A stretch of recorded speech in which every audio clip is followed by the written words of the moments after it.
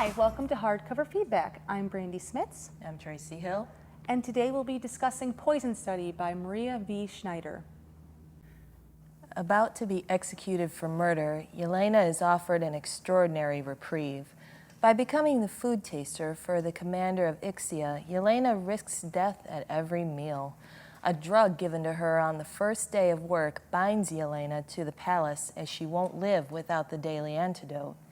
As Yelena tries to escape her new dilemma, disasters keep arising, such as rebel plots against the commander and threats against her life.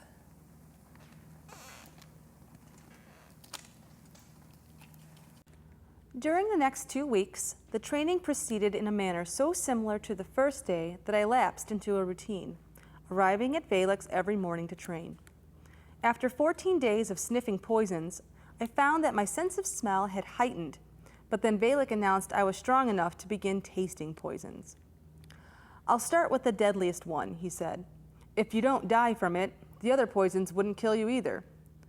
I don't want to waste all my time training you only to see you die in the end." He placed a slender red bottle on his desk. "It's nasty. Affects the body immediately." Valix's eyes lit up as he admired the poison. "It's called Have a Drink, My Love, or My Love for short, because the poison has a history of being used by disheartened wives." He squeezed 2 drops of poison into a steaming cup. "A larger dose would definitely kill you.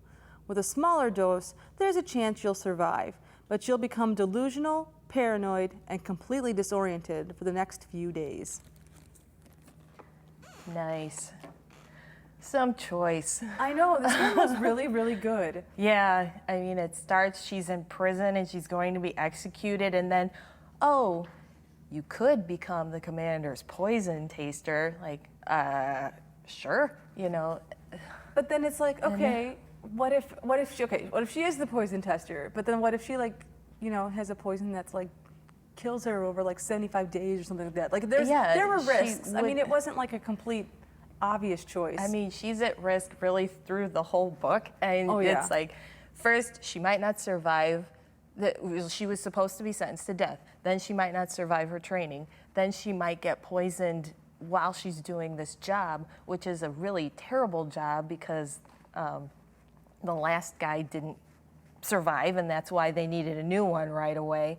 And from there, it just snowballs into more action where she has enemies, which is why she was in prison in the first place. And so she's just under the threat of death through the whole book. Well, what's interesting about this fantasy world is that there's magicians and magic users, but they're not allowed to like be anywhere. Like, they're forbidden. Like, they exist and they live in their own little like world in the trees or whatever, like out in the forest.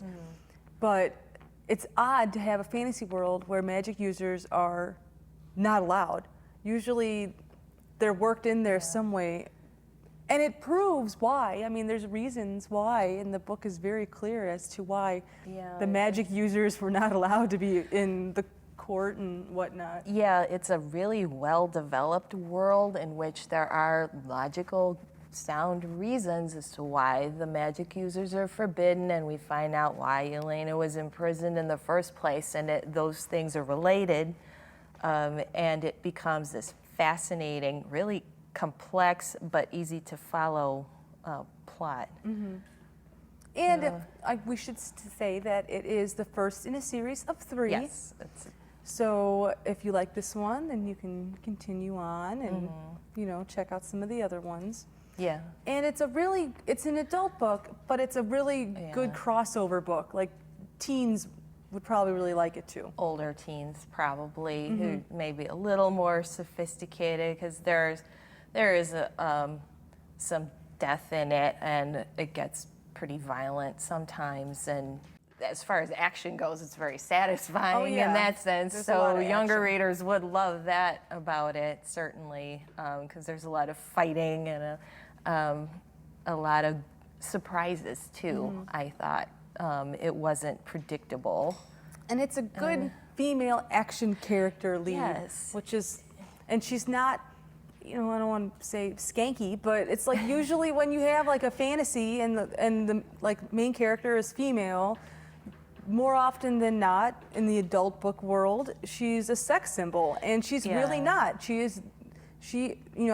could be, it depends, but she's not processed that way. That's not her goal, is to be that. Right, and there is a romance, but it's unusual. It's very subdued. And it's not the main part at all. It's really very much a subplot, and it does actually help contribute to some of the action in the book. So it was logical that it be there, and it wasn't just, hey, let's throw a romance in here for that. Which tends to be the order of the day when it comes to a lot of fantasies. Yeah, like, oh, this just isn't enough. Let's have a love triangle or something. And yeah, this was germane to the story, so I liked it.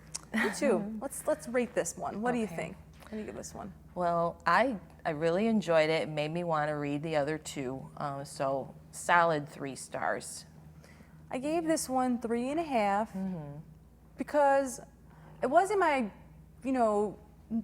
most favorite book ever, but it's something that I might possibly want to revisit. Maybe read the rest of the series. Okay. Maybe read it again. I don't know. And that usually is how if something is a repeat, the rating tends to go higher. So I give this one 3.5. All right. Thanks for watching Hardcover Feedback. We'll see you next time, and don't forget you can check out any of these books at your local library. Bye. Bye.